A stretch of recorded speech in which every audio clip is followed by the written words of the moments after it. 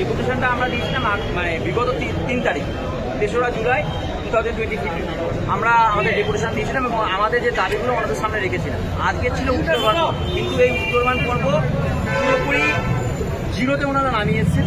কারণ ওনারা কোনো সদুত্তর আমাদের প্রশ্নের একটাও দিতে পারেন। ওনারা বলেছেন ওনাদের উদ্যোতন কর্তৃপক্ষকে ওনারা এটা জানাবেন। আমরা বারবার যে বলছিলাম যে আমরা কারোর সঙ্গে কোনো আধিকারিকের সঙ্গে দেখা করবো না, তার প্রধান কারণ হচ্ছে আমরা জানি প্রত্যেক আধিকারিক বলবে এটা আমার এখতিয়ার বহির্ভূত, আমি এটা বলতে পারবো না। হ্যাঁ, তো আমরা আমাদের উদ্যোতন কর্তৃপক্ষকে জানাবো। সেই জন্য আমরা চেয়েছিলাম রাজ্যের মাননীয় মুখ্যমন্ত্রী তার সঙ্গে দেখা করতে, কারণ তিনি তো নিশ্চয়ই পাস আউট করতেন না, তিনি আমাদের উত্তরগুলো অন্তত দিতেন হ্যাঁ অথবা না। তো সেই জন্য আমরা চেয়েছিলাম মাননীয় মুখ্যমন্ত্রীর সঙ্গে দেখা করবো, কিন্তু উনি করেননি।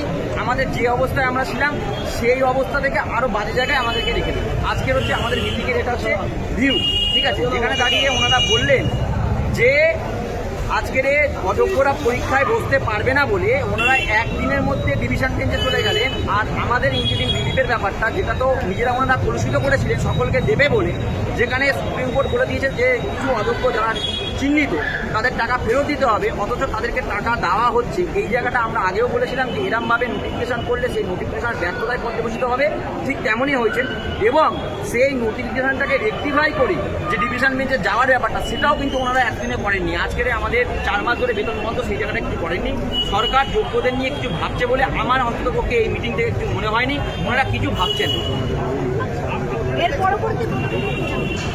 আজকের আমরা এইখানে দাঁড়িয়ে অবস্থান বিক্ষোভ করছি না, কিন্তু পরবর্তীতে আমরা আমাদের বৃহত্তর যে আন্দোলন সেই আন্দোলন দিকে এগোবো।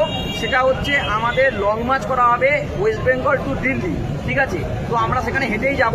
সেই ক্ষেত্রে আমরা কবে যাব সেটার ডেট আমরা এখনই অ্যানাউন্সমেন্ট করব না, ঠিক আছে। আমরা আমাদের গ্রুপের সকলের সঙ্গে আলোচনা করে সেই বিষয়টা জানাবো, কিন্তু আমরা এখন থেকে জানিয়ে দিচ্ছি যে আমরা যোগ্য শিক্ষাকর্মীরা আমরা কিন্তু এখান থেকে ওয়েস্ট বেঙ্গল থেকে শুরু করে দিল্লি পর্যন্ত আমরা পদযাত্রা করে যাচ্ছি।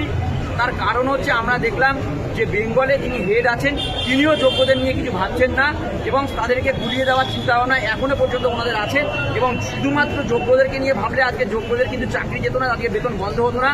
কারণ যোগ্যদের চাকরি প্রোটেকশন করার দায়িত্ব কিন্তু সরকারের।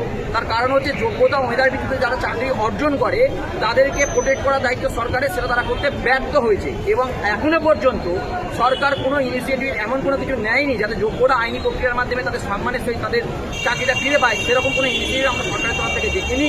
তাই আমরা আমাদের একটাই দাবি, আমাদের ইন্ডিভিজুয়াল ইনকোয়ারি হোক। যদি ইন্ডিভিজুয়াল ইনকোয়ারিতে যদি কেউ দোষী সাব্যস্ত হয় তার উপরে পানিশেবল অফেন্সের যে কোনো শাস্তি বরাদ্দ হোক, কিন্তু যদি সে না হয় তাহলে যেন তার চাকরি কোনোভাবে খারিজ না করা হয়, তার সম্মান যেন ধুলোয় মিশিয়ে না দেওয়া হয়, তাকে সম্মানের সহিত স্কুলে যাতে ফিরতে দেওয়া হয় সেই ব্যবস্থা করুক। তাই জন্য আমরা আগামী দিনে আমরা দিল্লিতে যাবো, আমরা হেঁটে যোগ্য শিক্ষা করব।